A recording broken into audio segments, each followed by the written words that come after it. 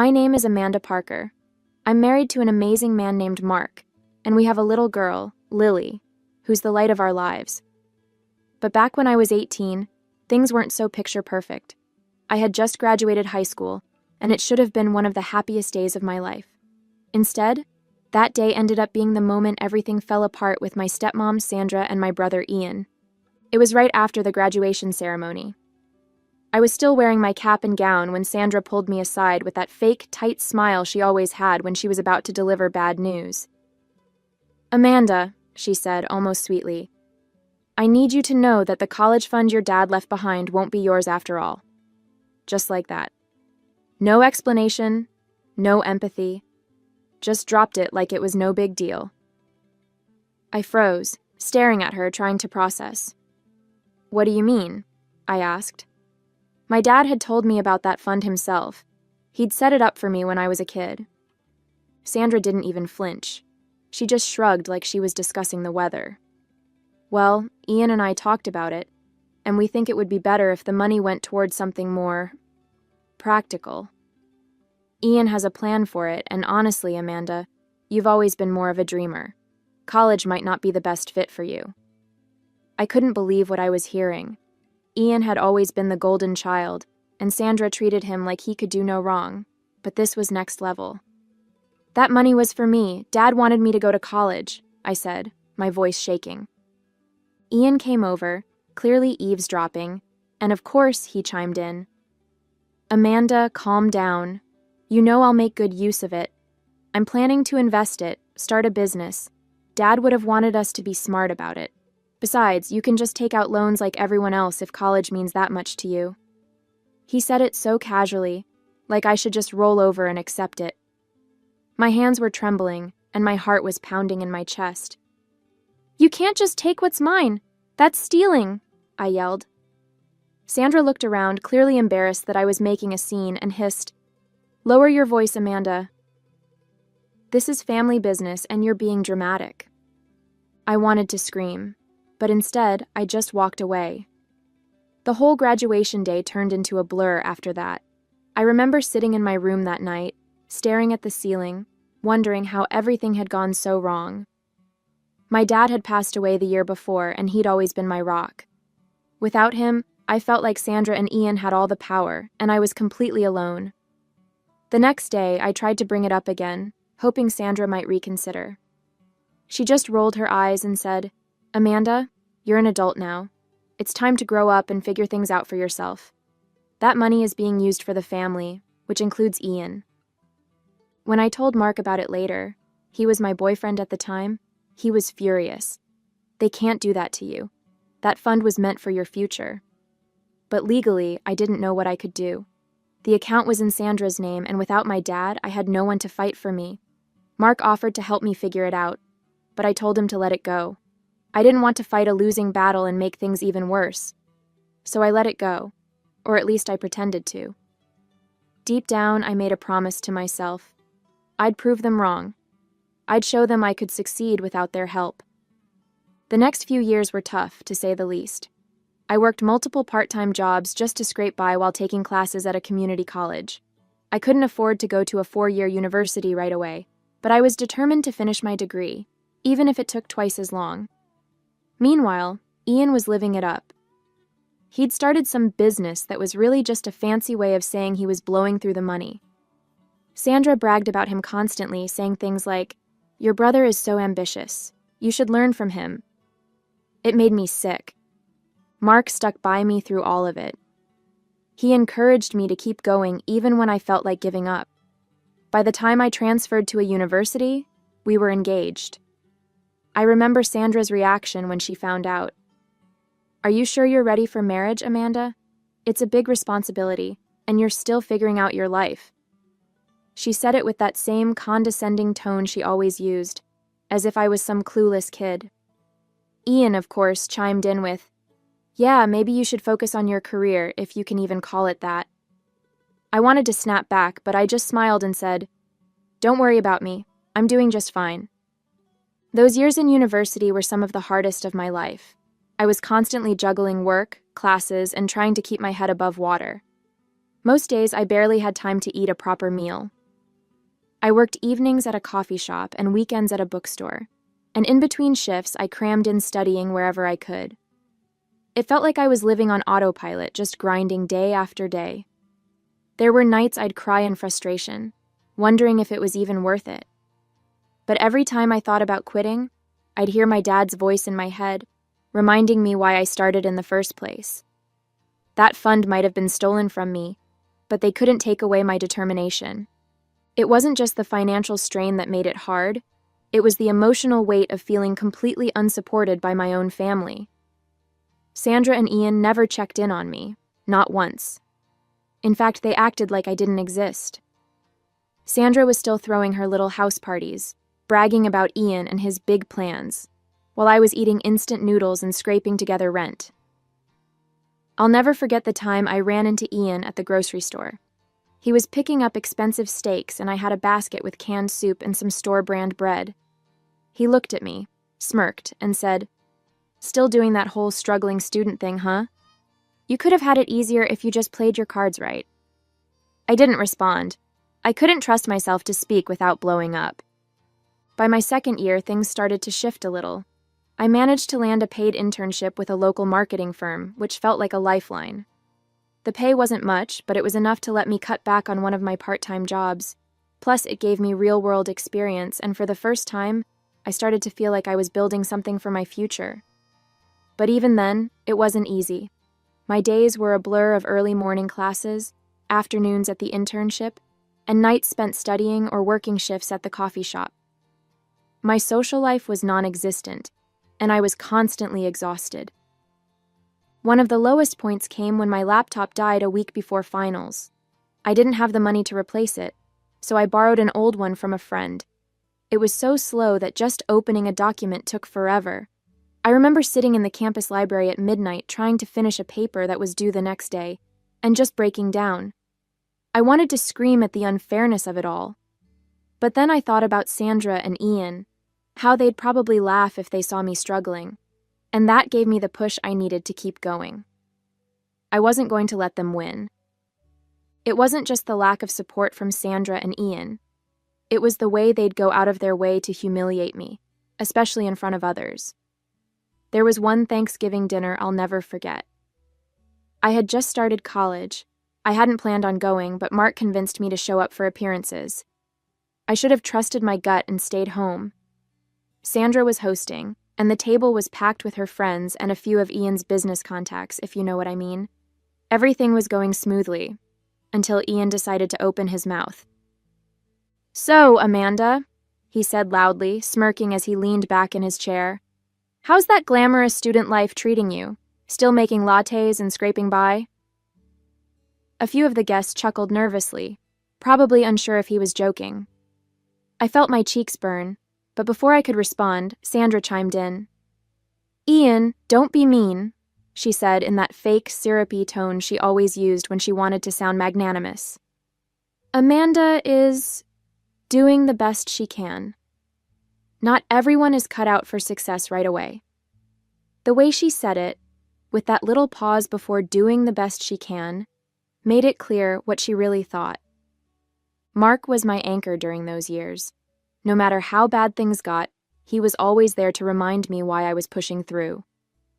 I'd come home from a late shift or the library, completely drained, and he'd have dinner waiting for me, even if it was just grilled cheese or leftovers. There was one night in particular that sticks with me. I'd just failed an important exam, and it felt like everything was falling apart.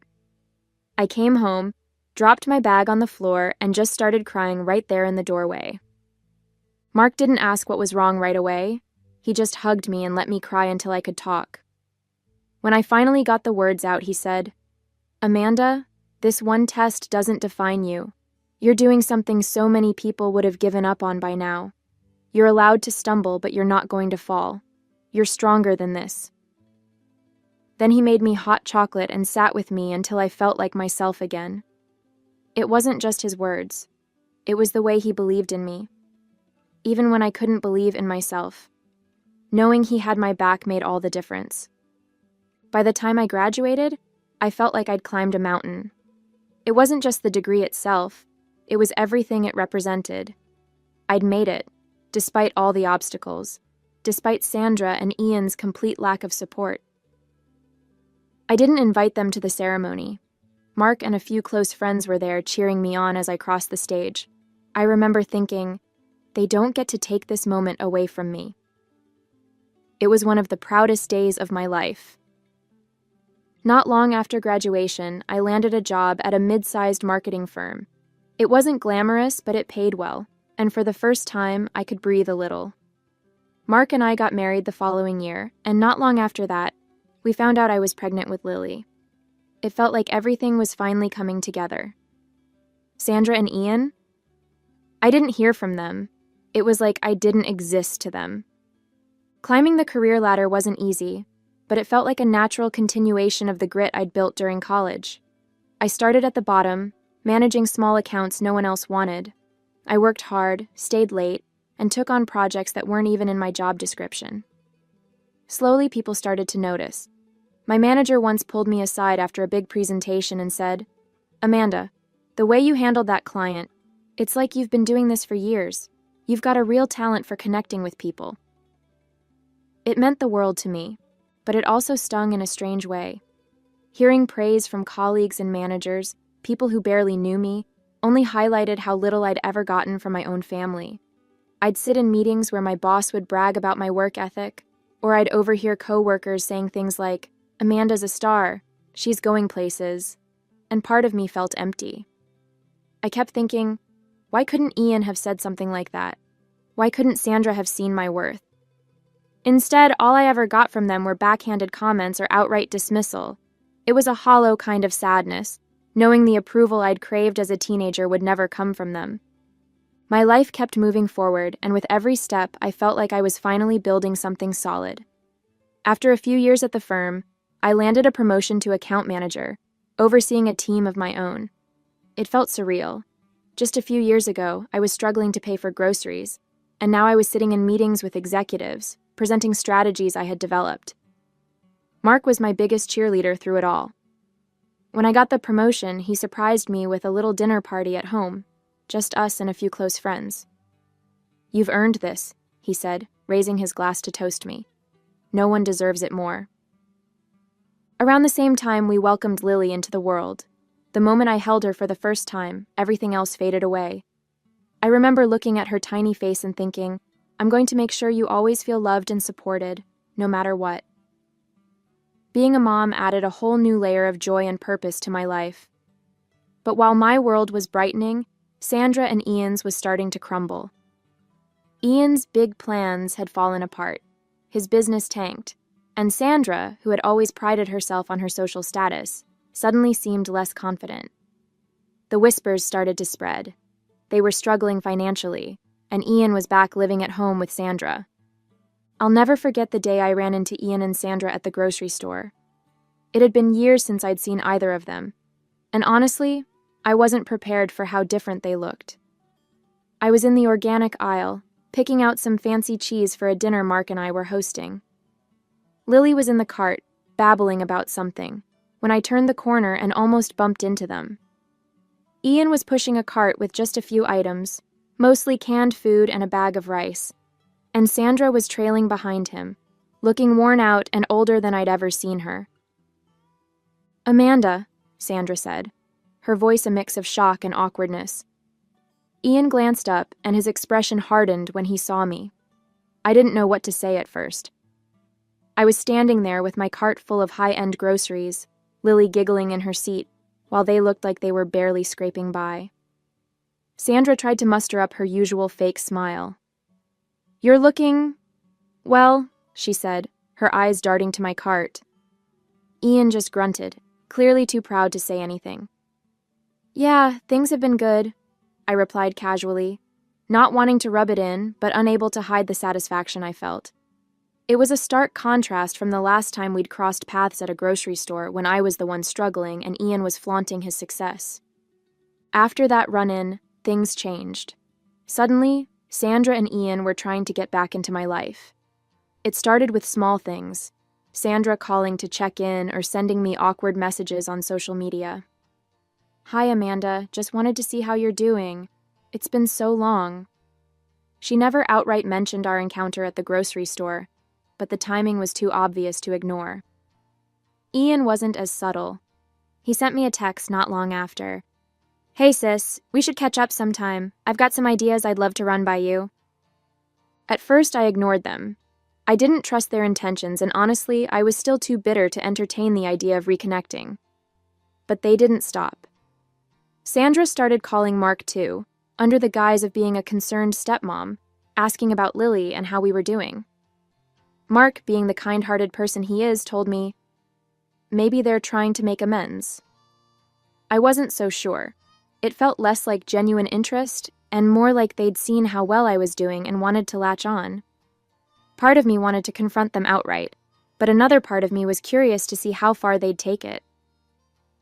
It was a quiet Saturday afternoon when I pulled into the driveway and saw Ian and Sandra standing in front of my house. At first, I thought I was imagining things. They looked out of place, like characters in the wrong scene of a movie. Sandra was clutching her purse tightly, her face tense, while Ian stood with his hands in his pockets, looking everywhere but at me. Mark and Lily were at the zoo with his parents, so it was just me. I couldn't go with them because I had to finish some things at the office for an important meeting that I was going to have on Monday. I sighed, already bracing myself for whatever this was. As I stepped out of the car, Sandra's face lit up with that overly rehearsed smile I knew too well. "Amanda? What a coincidence," she said, as if they hadn't been waiting there on purpose.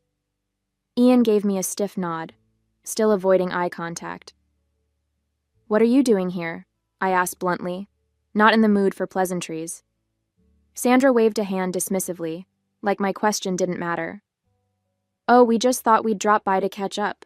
It's been too long, don't you think?" I stayed quiet. Sandra plastered on her rehearsed smile, the one she used to soften bad news or manipulate people into doing what she wanted. "Amanda, sweetheart, we've been thinking about how proud your dad would be of you. You've done so well for yourself. Look at this beautiful house. You've really built something amazing." I stayed silent, my arms crossed. I wasn't falling for her flattery. After a moment of awkward silence, Ian cleared his throat and finally looked at me. "Yeah, what Sandra is saying is, we've hit a bit of a rough patch. Things haven't been easy, you know." "Rough patch?" I asked, narrowing my eyes. "What does that mean exactly?" Sandra looked at Ian as if he had jumped into it too fast.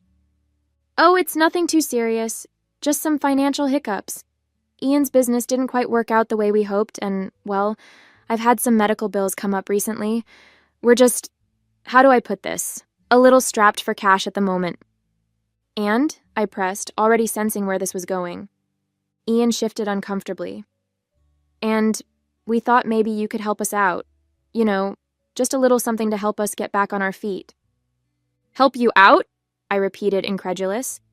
"You're asking me for money?" Sandra gave an exaggerated sigh, her fake smile dropping. "Amanda, you make it sound so harsh. It's not like we're asking for charity. Just a loan. You're doing so well, and it's clear you can afford it.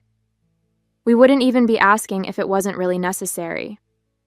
"Necessary?" I echoed, feeling the heat rising in my chest. "You mean like how it was necessary to steal my college fund? Or to tell me I'd never amount to anything? Is this one of those necessities?" Ian's jaw tightened. "That's not fair, Amanda. We did what we thought was best at the time." I let out a sharp laugh. "Best for who, Ian? For you? For Sandra? Certainly not for me." Sandra put a hand to her chest like I'd slapped her. "Amanda, that's ancient history. Can't we just move past that? We're here now trying to make amends. Doesn't family mean anything to you?" "Family," I shot back, my voice rising. "You mean the same family that left me to fend for myself? That made fun of me for struggling through college? That never lifted a finger to help me? You've got some nerve showing up here and throwing the word family around." Ian's face turned red, and his calm facade started to crack. "You're not being reasonable. You've got everything now. A house, a husband, a great job. We're just asking for a little help. You owe us that much." "Owe you?" I snapped. "I owe you nothing. Everything I have I built on my own, with no thanks to either of you, and now you think you can just waltz in here and guilt me into giving you money? Not a chance." Sandra's mask of politeness finally slipped. "I can't believe this," she hissed. "After everything we've done for you?" "Done for me?" I interrupted, laughing bitterly. "What exactly have you done for me, besides making my life harder at every turn?" Ian lost his temper completely. "You're a selfish, ungrateful brat. We gave you a roof over your head, and this is how you repay us?" I stared at them, stunned by their audacity. "Get off my property," I said, my voice cold. "I'm done with this conversation." Sandra's eyes narrowed and she leaned in, her voice dripping with venom. "You'll regret this, Amanda. One day you'll need us and we won't be there." I stepped back, opening the door to my house. "Good. I've been doing just fine without you." As I stepped toward the door, Sandra let out a bitter laugh. "Fine, Amanda. Stay on your high horse. But don't forget where you came from. You're nothing without that fancy degree. And we're the ones who made sure you had a roof over your head to even get that far. You should be thanking us." Ian chimed in, his voice dripping with spite. "You think you're so much better than us now, don't you? With your perfect little family and your nice house. Don't get too comfortable, Amanda. Life has a way of knocking people like you down a peg." I stopped in my tracks, turning to face them one last time. "You're right. Life does have a way of knocking people down. You should know. You're living proof." With that, I stepped inside, closing the door firmly behind me. Even from inside, I could hear Sandra muttering angrily as they walked away. "Ungrateful. After everything we've done for her, she'll come crawling back one day." But as their voices faded, all I felt was relief.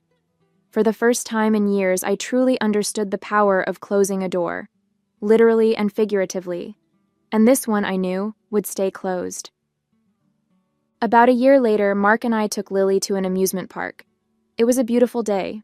Blue skies, laughter everywhere, and the smell of popcorn in the air. Lily was ecstatic, pointing at every ride and begging to go on the roller coasters. We were making our way toward the food stalls when I saw him. Ian. He was coming out of a public restroom, wearing a faded park uniform and holding a mop and bucket. For a moment, he didn't see us.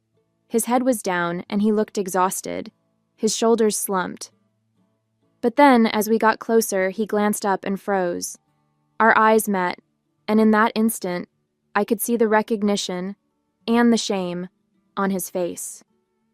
Before I could say anything, he turned on his heel and walked away, pushing the mop bucket in front of him as fast as he could.